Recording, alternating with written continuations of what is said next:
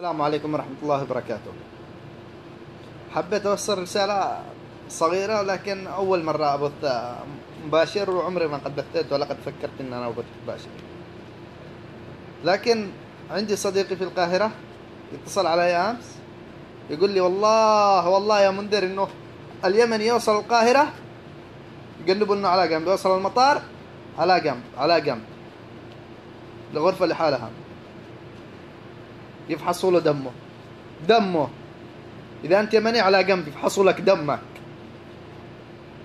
إذا أنت مريض ولا ما أنت مريض. يعني صرنا في بلاد الغربة نهتان وتشرد، وفي الوطن نقتل وننداس ونندعس. يا سياسيين لعنة الله عليكم، يا سياسيين داخل الفنادق.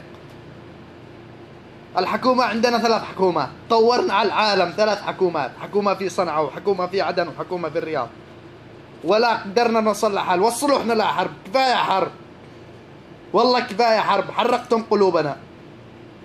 اللي ينضرب يندعس في الغربة، واللي في الوطن يقتل يموت جوع ويتشرد.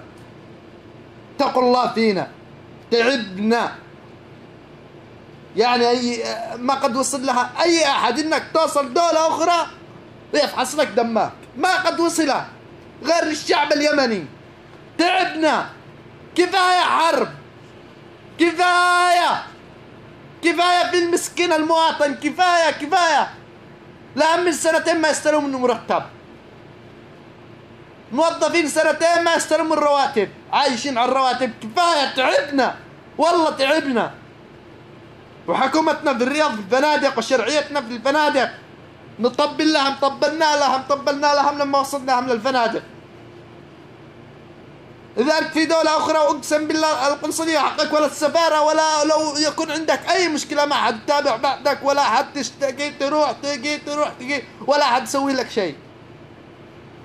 أقسم بالله تبهذلنا. حرام عليكم، اتقوا الله. يا علي عبد الله صالح، لك 33 سنة تحكم للحين، وفيت 40 سنة وما شبعت في الشعب ذا. ارحم الشعب ذا. عندك المدن في كل العالم، أصبحت في عام 2007 ثالث غني في العالم. أموالك لا تحص ولا تعد. خلاص روح لك، عيش، خلي احنا نعيش.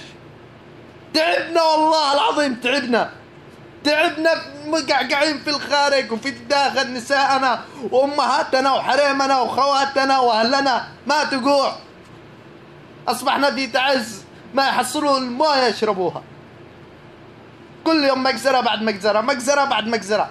اتقوا الله فينا، اتقوا الله. كفاية حرب. السلام عليكم ورحمة الله.